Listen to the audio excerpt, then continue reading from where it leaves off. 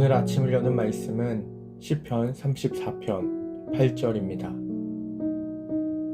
너희는 여호와의 선하심을 맛보아 알지어다.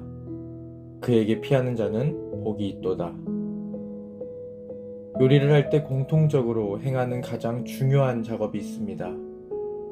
이 작업을 하지 않으면 그 요리는 완성될 수가 없습니다. 만약 이 작업을 깜빡했을 경우 음식을 맛있게 먹지 못할 뿐더러 심하면 그 음식을 먹지 못하게 됩니다. 그 작업은 바로 간을 보는 것입니다. 그 요리의 맛을 보는 거죠. 간을 보는 것은 매우 중요합니다. 간을 볼 때 섭취하는 음식의 양은 극히 일부이며 아주 소량입니다. 하지만 그 음식의 극히 일부를 맛보는 것만으로도 그 요리에 대해 파악할 수 있습니다. 만약 간을 봤을 때 맛이 싱겁다, 그러면 그 요리는 싱거운 요리입니다. 반대로 간을 봤는데 짜다, 그러면 그 요리는 짠 요리다라는 것을 알 수 있습니다. 내가 그 요리 전체를 다 먹지 않아도 조금 간을 보는 것만으로도 내가 만든 요리가 적절히 완성된 요리인지 아니면 먹을 수 없는 요리인지 판단을 내릴 수 있습니다. 마찬가지로 우리가 하나님의 온전한 모습에 대해서 다 파악할 수는 없습니다. 왜냐하면 우리에게는 그럴 능력이 없기 때문입니다. 하지만 하나님께서는 친히 우리를 찾아오사 자신을 드러내십니다. 우리는 각자 살아가는 삶의 순간 속에서 우리를 찾아오시는 하나님을 발견하게 됩니다. 다윗도 자신의 삶 가운데 나타나신 하나님을 발견했고, 그때 경험한 하나님의 모습을 통해 하나님의 일부분을 맛보아 알게 되었습니다. 다윗이 경험한 하나님의 모습은 극히 일부분의 모습입니다. 하지만 우리가 음식 일부분의 맛을 보면 그 음식에 대해서 판단할 수 있듯이 하나님의 일부분의 모습을 경험하더라도 그 하나님의 온전한 모습을 그려내기에 충분한 것입니다. 하나님께서는 다윗의 고난 중에 함께 하셨고 다윗을 보호하신 자비의 하나님이십니다. 다윗은 이를 통해 하나님께서 그를 얼마나 사랑하시는지, 그 자비하심이 누구를 향하고 있는지 똑똑히 경험했습니다. 그래서 8절 말씀을 통해 결론을 내리고 있습니다. 여호와는 선하시다. 그리고 그에게 피하는 자는 복이 있도다. 힘들 때 찾게 되는 사람이 내가 가장 신뢰하는 사람일 것입니다.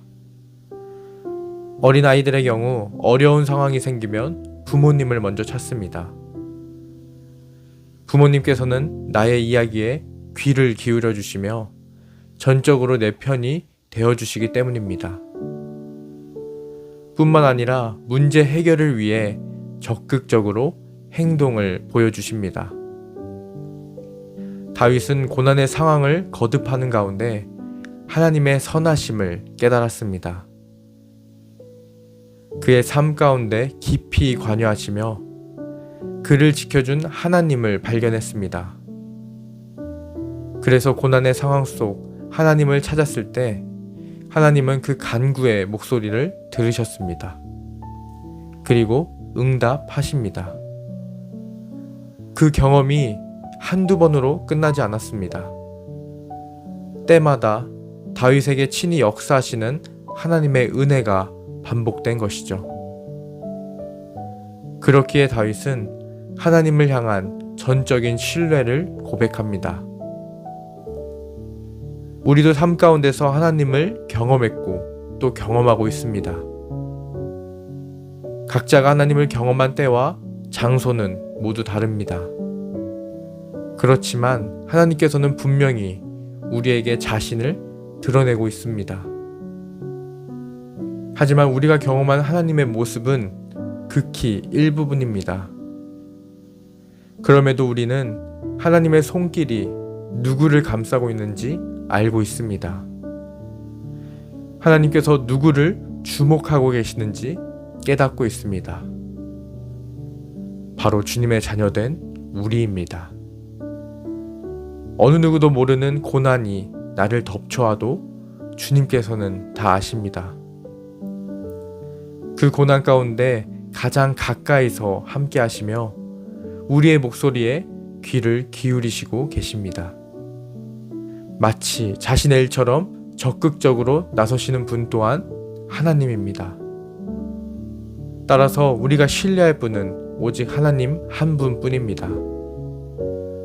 우리가 자랑하며 존귀와 찬양을 올려드릴 분은 주님입니다.